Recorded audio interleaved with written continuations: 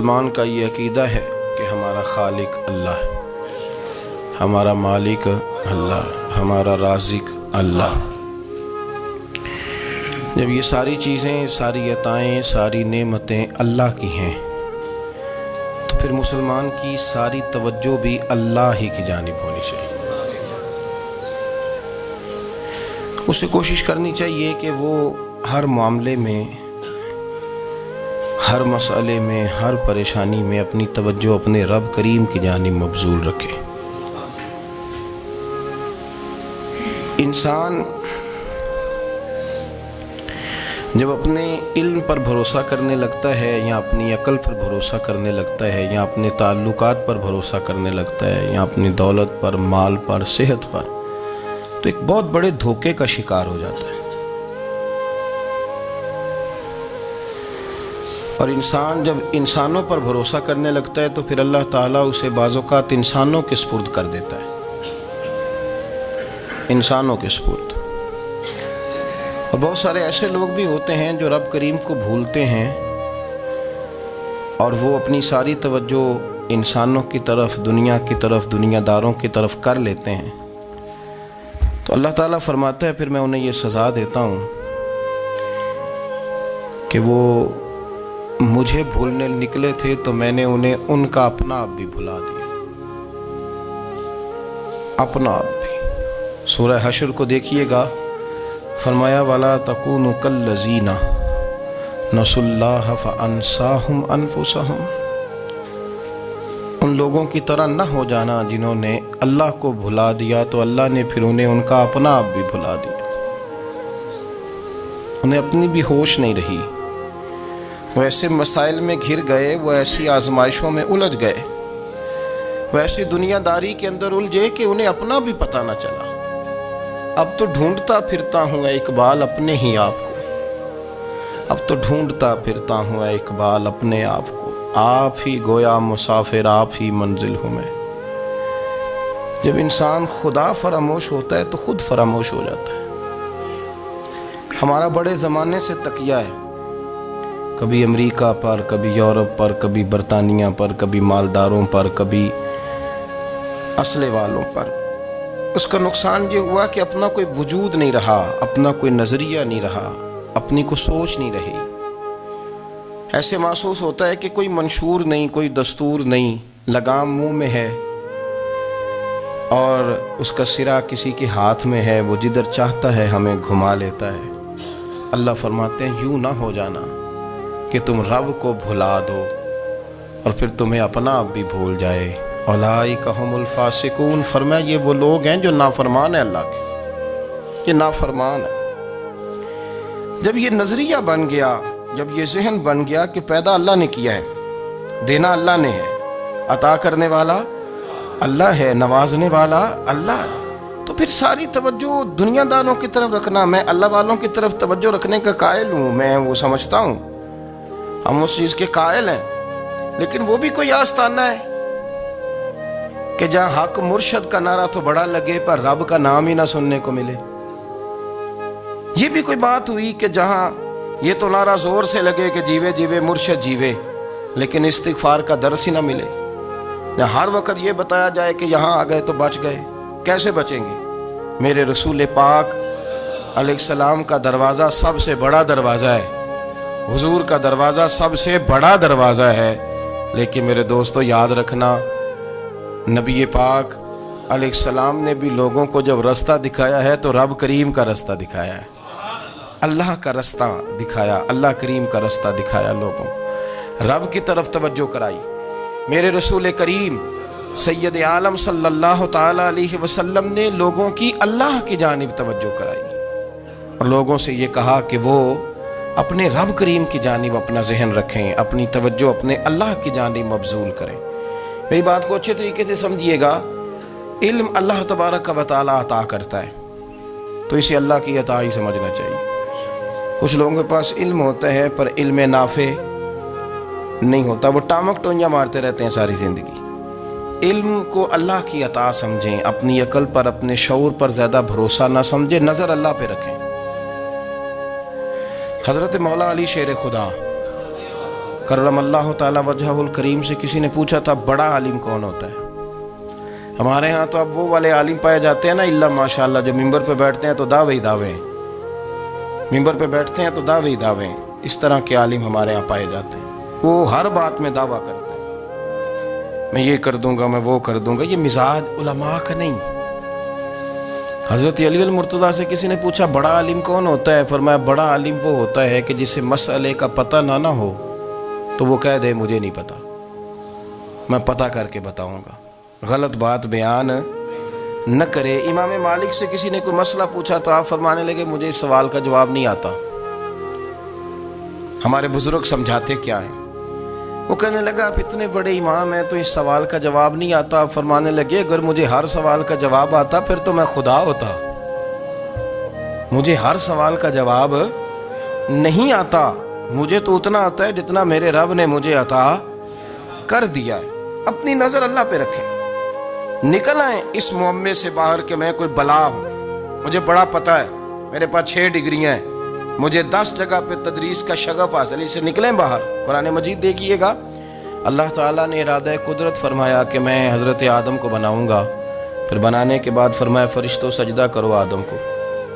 سب نے سجدہ کیا الا ابلیس ابا واستکبر وکان من الکافرین، سب نے سجدہ کیا سوائے ابلیس کے، اس نے انکار بھی کیا، تکبر بھی کیا اور کافروں میں سے ہو گیا۔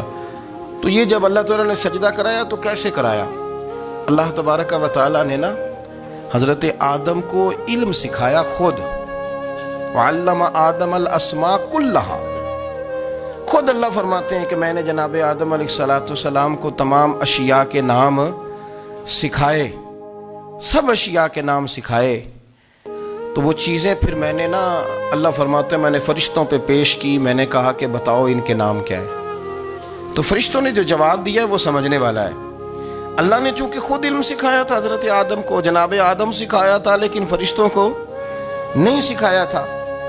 تو اللہ کریم نے فرمایا فرشتوں اب یہ بتاؤ ان چیزوں کے نام کیا ہیں؟ تو فرشتے کیا کہتے ہیں؟ فرشتے عرض کرتے ہیں قالوا سبحانک لا علم لنا۔ آپ کبھی یقین کریں اس چیز کی لذت لیں تو مزہ آ جائے۔ کہا قالوا سبحانک، کہنے لگے تو پاک ہے۔ قالوا سبحانک، کہنے لگے تو، بھئی آدم علیہ السلام کو نام سکھا لیے، پھر فرشتوں کے سامنے وہ چیزیں پیش کر کے کہا ان چیزوں کے نام بتاؤ، تو فرشتے کیا کہتے ہیں؟ کہتے ہیں قالوا سبحانک، تو پاک ہے، لا علم لنا، ہمارے پاس کوئی علم نہیں، الا ما علمتنا، ہمیں تو اتنا پتہ ہے جتنا تو نے ہمیں سکھا دیا، ہمیں تو اتنا پتہ ہے جتنا تو نے ہمیں، لا علم لنا، ہمارے پاس کوئی علم نہیں ہے، اتنا ہی پتہ ہے جتنا تو نے ہمیں سکھا دیا ہے، اس سے زیادہ ہمارے پاس علم۔ اور یہ کیوں تو نے ہمیں جتنا سکھایا اتنا پتہ ہے؟ فرشتے یہ نہیں کہتے یا اللہ تو زیادہ سکھا، آدم کو دیا تو ہمیں بھی دے، یہ نہیں فرمایا، فرمایا انک انت العلیم الحکیم، اے اللہ تو علم والا بھی ہے اور حکمت والا بھی ہے، تجھے پتہ ہے کس کو کتنا دینا ہے، جتنا تو نے مناسب سمجھا جناب آدم کو دیا، اور جتنا تو نے بہتر سمجھا وہ تو نے ہمیں عطا فرمایا۔ تو اگر آپ کے پاس علم ہے، کہیں نالج ہے، اس کو اللہ کی عطا سمجھیں۔ ہمارے ہاں بہت سارے لوگ بن کے بیٹھ جاتے ہیں، میں اکثر کہتا ہوں کہ پھر وہ دعوے کرتے ہیں میرے علاقے والے جاہل ہیں، میرے شہر والے جاہل ہیں، میرے خاندان والے پڑھے نہیں۔ یہ آپ کا دعویٰ ہے، یہ آپ کو خراب کر دے گا۔ ہم نے بہت سارے ایسے لوگ دیکھے جو بہت بڑے عالم تھے، لیکن اللہ جب لینے پہ آیا تو عقل ہی لے گیا، شعور ہی چلا گیا، حافظے ختم ہو گئے۔ آپ دیکھتے ہیں بڑھاپے میں کچھ لوگ ایسے ہوتے ہیں کہ جن کو یہ بھی یاد نہیں رہتا کہ میرا نام کیا ہے، میں کہاں ہوں، مجھے کدھر جانا ہے۔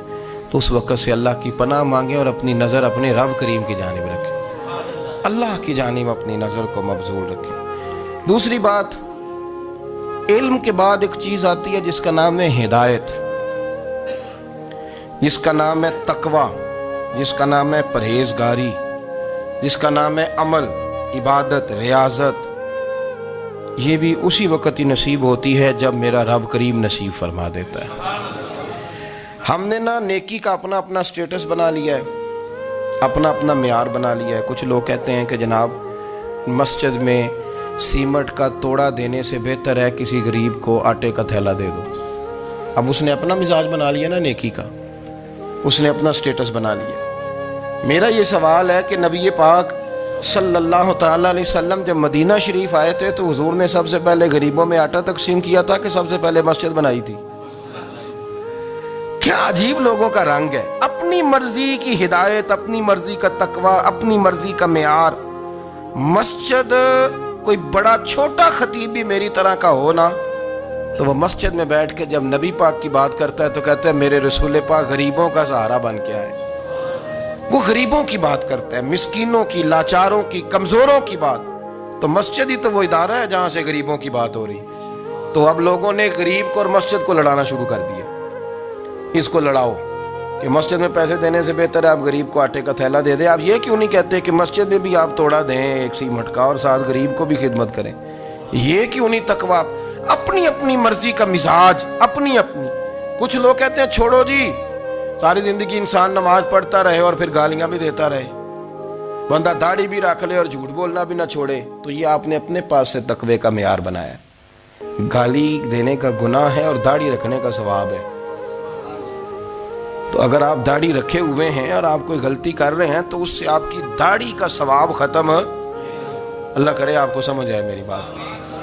آپ کوئی غلطی کر رہے ہیں، داڑھی کا ثواب اس سے ختم، وہ اپنی جگہ پہ قائم ہے چیز۔ اپنی مرضی کا کیوں تقوی کا معیار بناتے ہیں؟ تقوی کا مزاج اپنی مرضی کا نہ بناؤ۔ اللہ کی بارگاہ سے دعا مانگو کہ یا اللہ ہمیں ہدایت کا نور عطا فرما، اللہ تو ہمیں رستہ دکھا، تو بتا کہ ہدایت کیا ہے۔ تو رب فرماتا ہے اللہ ولی الذین آمنوا، اللہ مومنوں کا مددگار ہے، یخرجہم من الظلمات الی النور، وہ انہیں اندھیروں سے نکالتا ہے اور نور کی طرف روشنی عطا فرماتا ہے۔ اندھیروں سے نور کی طرف اللہ لاتا ہے۔ اللہ ولی، اللہ مومنوں کا ولی ہے، وہ انہیں اندھیروں سے نور کی طرف نکالتا ہے۔ ہدایت ہمیشہ اللہ کی طرف سے سمجھے۔ جب وہ نماز کی توفیق دیتا ہے تو اپنے فضل سے دیتا ہے، جب وہ ذکر کی توفیق دیتا ہے تو اپنے فضل سے۔ ہم سمجھتے ہو جی فلانا نہیں پڑھ رہا بڑا بیوقوف ہے، فلانا نہیں پڑھ رہا، تو تم کیا اپنی عقل کے زور پہ پڑھ رہا ہے؟ میں جی اللہ کے فضل سے 2 سپارے پڑھتا ہوں، تو کس پہ احسان کرتے تو 2 سپارے پڑھ کے رویا کر کہ اگر مالک تو بڑا قریب نہیں۔ بڑے لوگ ہیں جن کو پورا قرآن حفظ ہے پر انہیں پڑھنے کی توفیق نہیں، تو انہیں فضل کیا اور مجھے توفیق دے دی ہے پڑھنے۔ رویا کر، پڑھ کے رویا کر، راتی ساری کر کر زاری، وہ نیند اکھاں تھی توندے تے فجرے اوہی گناہگار کہاون سب تو نیوے ہوندے۔ مہربانی کریں، ڈریں، نیکی کریں تو پھر ڈریں، پھر احساس پیدا کریں، پھر اپنے اندر وہ کمزوری لائیں کہ توبہ توبہ مجھے تو پتہ ہی نہیں، تو جانتا ہی نہیں۔ حضرت سیدنا امام اعظم ابو حنیفہ رحمۃ اللہ تعالی علیہ کے ساتھ ایک شخص کہتا میں نے نماز پڑھی، تو عشاء کی نماز تھی۔ یہ جو لوگ بڑے ہوتے ہیں نا، جن کے پیار کرنے والے بڑے ہوتے ہیں، ان کے گرد خوف بھی بڑا ہی ہوتا ہے، انہیں بڑا ڈر لگتا ہے، بڑی بعض اوقات آزمائش ہوتی ہے ان کی۔ عشاء کی نماز کہتے پڑھی تو امام صاحب نے نا عشاء کی نماز میں تلاوت کی آیتیں فَمَن يَعْمَلْ مِثْقَالَ ذَرَّةٍ خَيْرًا يَرَهُ وَمَن يَعْمَلْ مِثْقَالَ ذَرَّةٍ شَرًّا يَرَهُ، فرمایا جو ذرہ برابر خیر کرے گا وہ بھی قیامت میں دیکھے گا، اور جو ذرہ برابر شر کرے گا وہ بھی قیامت میں اس شر کو دیکھے گا، اس کے سامنے آئے گا۔ تو وہ شخص کہتا ہے کہ سارے لوگ نماز پڑھ کے چلے گئے تو امام صاحب رحمۃ اللہ علیہ نے اپنی داڑھی پکڑی رو رہے ہیں، کہتے ہیں وہ ذرہ برابر نیکی کا بدلہ دینے والے، وہ ذرہ برابر شر پہ سزا دینے والے میری سفید داڑھی کو دیکھ، مالک میرے ذرے ذرے سامنے نہ لانا، لوگ تو میری بڑی قدر کرتے ہیں دنیا، میں تو بڑا پہچانا جاتا ہوں، لوگ تو میری راہوں میں پھول لیے کھڑے ہوتے ہیں، مجھے بڑا نوازتے ہیں، قیامت میں رسوا نہ کر دینا، میرے لیے مشکل ہو جائے گی۔ وہ کہتے ہیں میں نے امام صاحب کا درد دیکھا، مجھے کوئی کام تھا تو میں چلا گیا، میں نے کہا کہ وہ اس وقت اللہ کی حضور حاضر ہیں تو میں دوبارہ آؤں گا۔ کہتے ہیں میں تہجد کا وقت آیا تو امام صاحب وہیں بیٹھے تھے اور ان کی داڑھی آنسوؤں سے بھری ہوئی تھی اور زور سے داڑھی پکڑی ہوئی، کہنے لگے مالک رسوا نہ کر دینا، قیامت میں رسوا نہ کر دینا۔ یار جو ہدایت یافتہ لوگ تھے وہ تو ڈرے ہوئے تھے، وہ تو سہمے ہوئے تھے، وہ تو کہتے تھے یہ اس کا فضل نہیں، اس نے بلا لیا، یہ اس کا کرم نہیں، حضرت باعزید بستامی کسی کافر کو دیکھتے تو رو پڑتے، کہتے مالک تو کتنا قریب ہے، یہ بے ایمان رہ گیا، تو نے اپنے فضل سے مجھے اپنے نبی کا غلام بنا لیا۔ وہ رو پڑتے۔ یہاں تو لوگوں کا دعویٰ ہی بڑا ہے۔ نمازی اللہ خیر فرمائے وہ تو دوسروں کو گھورتا ہے، وہ کہتا ہے جنت کا میں مالک ہوں، کنجیاں میرے پاس ہیں، میں کسی اور کو گھسنے نہیں دوں گا۔ اور اگر 2-3 حج کر لے تو پھر تو وہ کہتا ہے کہ اب میرے سے پوچھ کے لوگ جنت میں جائیں گے معاذ اللہ۔ اور اگر وہ 2 4 5 7 دفعہ کوئی نفل پڑھ لے تو پھر وہ کہتا ہے چھوڑیں جی سارے لوگ بے عمل ہیں، میں اکیلا نیک ہوں۔ نہ ایسا کریں، اپنی توجہ اپنے رب پہ رکھیں، اپنی توجہ اپنے معین الملت والدین، عطائے رسول، ہند الولی، غریب نواز، خواجہ معین الدین چشتی، حضرت خواجہ اجمیر، شاہ اجمیر، والی ہندوستان، آخری عمر میں نا سارا دن روتے گزر جاتا، ساری رات روتے گزر جاتے، ذرا سی کوئی بات کرتا تو رو پڑتے، آنکھیں آنسوؤں سے بھری رہتی۔ کئی دفعہ اپنے بھی پریشان ہو جاتے ہیں نا کہ یار تو ایک بات کی جان ہی نہیں چھوڑ رہا۔ تو خواجہ قطب الدین صاحب بختیار کاکی سے لوگوں نے کہا کہ آپ مرشد سے بات کریں، اتنا بھی تو نہیں نہ رونا چاہیے، ہر وقت اس کے آنسو کی کریے، عاشق دا کام ہی رونا تونا، تے بھی نہ رویو نہیں منظوری، یہ عاشق سدا ہی روندا رہندا ہے، پاویں وصل ہوئے تے پاویں دوری، ہر وقت رونے کا کیا مطلب ہے؟ تو خواجہ قطب صاحب کہتے ہیں میں قریب گیا تو میں نے پیر دبائے، میں نے کہا سونیا لوگ تو کچھ بھی نہیں کرتے، تو نے تو کمال کر دیا، 90 لاکھ آدمی مسلمان کر دیا، دنیا کچھ نہیں کرتی، تو نے 50 سال ساری رات مصلے پہ بیٹھ کے رب راضی کیا، تو شہزادہ تھا، حضور کی اولاد تھا، لیکن معین الدین تیرا ایک پلاٹ بھی نہیں، تو نے طالب علم پالے، انہیں غریبوں کو دیا، تو نے نوازا، کوئی شے نہیں تیرے پاس، ہر چیز تو نے، ساری رات روتے ہو، سارا دن روتے ہو۔ تو خواجہ قطب الدین صاحب کہتے ہیں میں نے جب عرض کیا تو خواجہ صاحب مجھے گلے لگا لیا، چیخ مار کے روئے، کہنے لگے قطب الدین پتر داڑھی سفید ہو گئی، جانے کا وقت آ گیا، جو تو نے نیکیاں گنوائی ہیں وہ ہیں صحیح میرے پاس، پر یار کی بارگاہ میں پیش کرنے کے قابل ایک بھی نہیں، تو بارگاہ تو دیکھ کتنی بڑی ہے، رسول کریم کی بارگاہ میں پیش کرنے کے قابل ان میں سے ایک بھی نہیں، تو آستانہ دیکھ کتنا بڑا ہے، کیا پیش کروں گا، کیا عرض کروں گا حضور کی بارگاہ میں، کس طرح؟ وہ یار جو بڑے تھے وہ تو ڈرے ہوئے تھے، سہمے ہوئے تھے، وہ تو بڑی آزمائش میں تھے، لیکن میرا اور آپ کا رٹا 2 نمازیں پڑھ کے 6 نمازوں کا دعویٰ کرنا اور لمبی چوڑی کہانیاں بنانا اور اپنے منہ سے اپنی تعریفیں کرنا، اس سے تھوڑا باہر آئیں۔ رزق بھی میرا اللہ ہی دیتا ہے، علم بھی اللہ دیتا ہے، رزق بھی۔ بڑے بڑے فقیروں کو مالدار ہوتے دیکھا، بڑے بڑے مالداروں کو فقیر ہوتے دیکھا، بڑے بڑے، میرے ایک بڑا سخی قسم کا سجن ہے، بڑا پیارا ہے، میں اسے سخی مانتا ہوں، میں نے اپنی پریشانیوں کے دنوں میں بھی اس شخص کو سخی دیکھا۔ ایک دن رات کو مجھے ٹیلی فون کر کے کہنے لگا کدھر ہو؟ میں نے کہا میں گھر ہوں۔ نہیں اکثر سفر میں ہوتے ہو نا؟ میں نے کہا طبیعت کیسی ہے؟ ٹھیک ہے، بس حال چال پوچھنا تھا۔ میں نے سمجھائی، میں نے کہا یار یہ کوئی مسئلہ ہے، ورنہ رات کے 2 بجے کوئی حال پوچھنے کو فون تو نہیں نہ کرتا، کوئی مطلب ایسا تو مسئلہ نہیں نا۔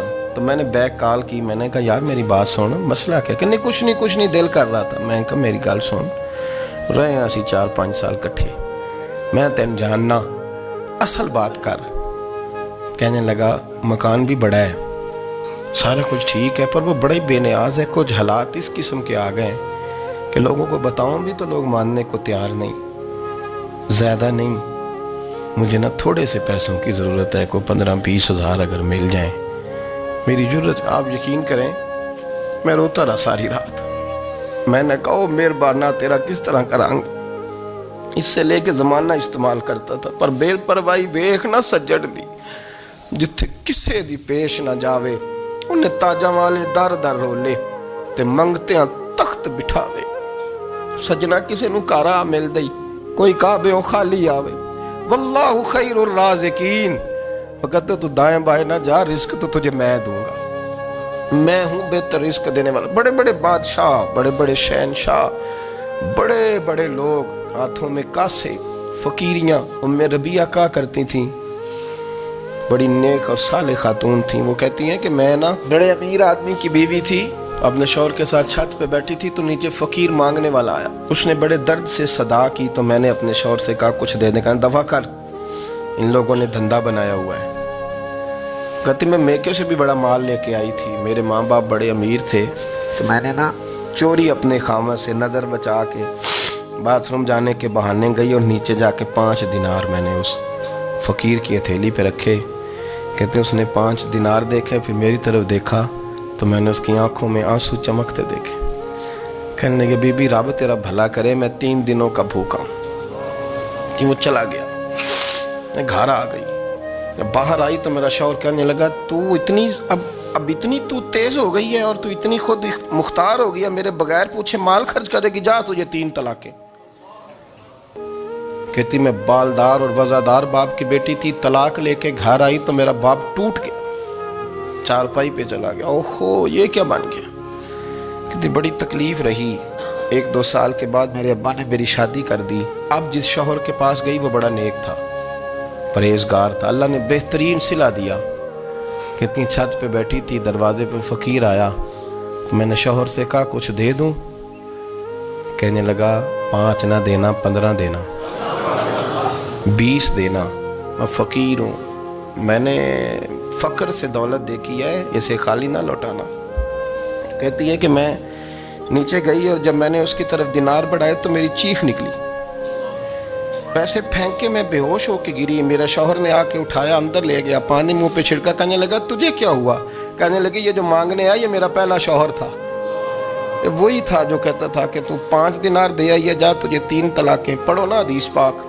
میرے نبی پاک علیہ السلام نے فرمایا ایک بندہ گنجا تھا. گنجا کوئی ترتیب آگے پیچھے ہو جائے تو مفہوم کے لحاظ سے, لیکن میں مفہوم اس کا واضح کرتا ہوں. ایک گنجا تھا, کوئی شے نہیں تھی, سر پہ بال بھی نہیں تھے, رویا کرتا تھا. اللہ تعالیٰ نے فرشتے کو بھیجا, تجھے کیا چاہیے. تو کہنے لگا بال آ جائیں اور تھوڑا مال آ جائے. فرشتے نے ہاتھ پھیرا تو بال بھی آ گئے تو بکریاں بھی آ گئیں, لائنیں لگ گئیں, مال ہی مال ہو گئے. دوسرے کے پاس گیا, وہ کوڑا تھا, اس کو جا کے کہا کیا چاہیے. کہنے لگا شفا ہو جائے اور کچھ اللہ تعالیٰ آسانی کر دے. شفا بھی ہو گئی, گائیں بھی دے دی, بھینسیں بھی دے دی, مال ہی مال ہو گئی. پھر ایک کے پاس گیا, وہ اندھا تھا, تجھے کیا چاہیے. اس نے کہا آنکھیں مل جائیں اور کچھ ساتھ اللہ مال دے دے. اونٹ ہی اونٹ ہو گئے. جب بڑا نواز دیا تو پھر مالک نے امتحان لینے کا ارادہ کیا. یاری تیری سونا ہے پر آزمائشاں بھی تیریاں اگ. آزمائشاں تیریاں, صحیح کہہ رہا ہوں, آزمائشاں تیریاں, یاری تیری سونا ہے پر آزمائشاں تیریاں. اے سونا پرکھیا جامدائی, پہلو نہ لگاں دے لگ. اللہ نے فرمایا آزمائش کرو. سب سے پہلے گنجے کے پاس آئے, اسے کہا اللہ کے رستے میں کچھ دیکھا نہیں لگا, میرے خرچے ہی بڑے. دیکھو تو صحیح کتنی مشکل میں وقت گزارتا ہوں, حال ہی کوئی نہیں. تو اس نے کہا میں نے تو سنا ہے تو گنجا اور بھوکا ننگا تھا. کہنے لگا میں تو جدی پشتی رئیس اعظم ہوں, تجھے کس پاگل نے کہا ہے, بھاگ جا. اس نے کہا اچھا جیسے تو تھا ویسے ہی ہو جائے. کھیت کھلیان اجڑ گئے, پھر سے گنجا ہو گیا. حضور علیہ السلام فرمانے لگے, پھر وہ اس کے پاس گیا جو کوڑا تھا, اسے کہا کچھ دے. کہنے لگا خرچے ہی بڑے. اب پوچھ لیں کسی امیر آدمی سے, کہے گا چکی کے نیچے ہاتھ ہے میرا, میرے سے زیادہ تو اب پریشان بندہ ہی کوئی نہیں. کیا بتاؤں آپ کو, اتنا ٹیکس ہے, اتنا جرمانہ ہے, فلانی شے, بڑا کچھ گنواتے ہیں لوگ. اس نے کہا میں نے تو سنا تو پہلے کوڑا تھا. اس نے کہا اچھا دوڑ جا, میں تو رئیس اعظم ہوں, دادا بھی پردادا بھی اور ساری نسل ہی. اس نے کہا اچھا جیسے تو تھا ویسے ہی ہو جائے. پھر وہ گیا اندھے کے پاس اور جا کے کہا اللہ کے نام پہ کچھ دے. تو کہنے لگا رب کے نام پہ, یہ کھڑے ہیں اونٹ, جتنے تیرے دل کرے لے جا. اس نے کہا کیا معنی اس بات کا. کہنے لگا یار تجھے کیا بتاؤں, میں تو اندھا تھا, میں نے تو کبھی دنیا دیکھی نہیں تھی. پھر اس کریم نے فضل کیا تو مجھے بڑا کچھ دکھایا. میں کیا بتاؤں, میرا دل کر رہا ہے کہہ دوں کہ. پھر اس نے کعبہ دکھایا, پھر اس نے روضہ رسول دکھایا, پھر اس نے ریاض الجنہ کے سجدے دکھائے, پھر اس نے اپنے محبوب کے دروازے کی رونقیں دکھائیں. اس نے بڑا کچھ دیا, اس نے بڑا نوازا. میرے پاس تو شاید میں بدکار پرانا خادم, کسے در ملی نہ ٹوئی, تے واصف یار نے نظر جو کی تھی پھر واصف ہی ہوئی، یہ تو اس کا کرم ہوا۔ تو یہ وہ کہنے لگا تو اللہ کے نام پہ جان مانگ، میں وہ بھی دینے کو تیار، میرے پر تو شے ہی کوئی نہیں تھی، مجھے تو اپنا پتہ ہے، میں تو کوئی شے نہیں تھا، کچھ نہیں تھا میرے پاس، یہ تو ان کا کرم ہے کہ رخ ان کا ادھر ہے۔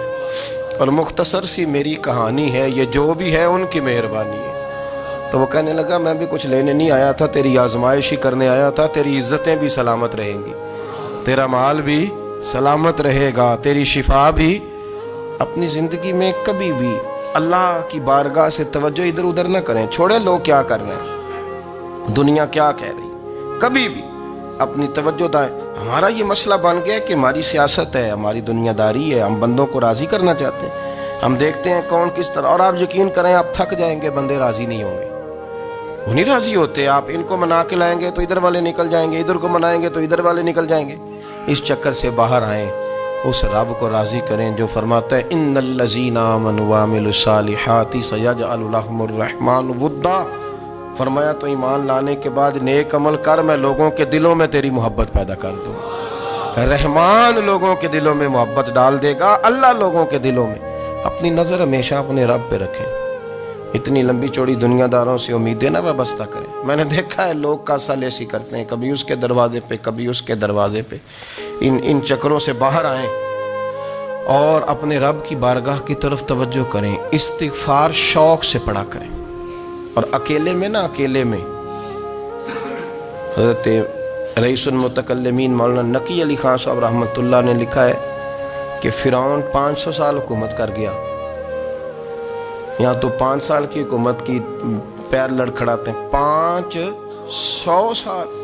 فرماتے اصل وجہ یہ تھی کہ دنیا جب سو جاتی تھی نا تو اوپر چادر لے کے تو مسلح پہ بیٹھ جاتا تھا اور ہاتھ باندھ کے کہتا تھا رب تو ہی ہے، میرا پردہ نہ کھولنا، مالک تو ہی ہے، کرم نوازی کرنا، میری پکڑ نہ کرنا۔ وہ بے ایمان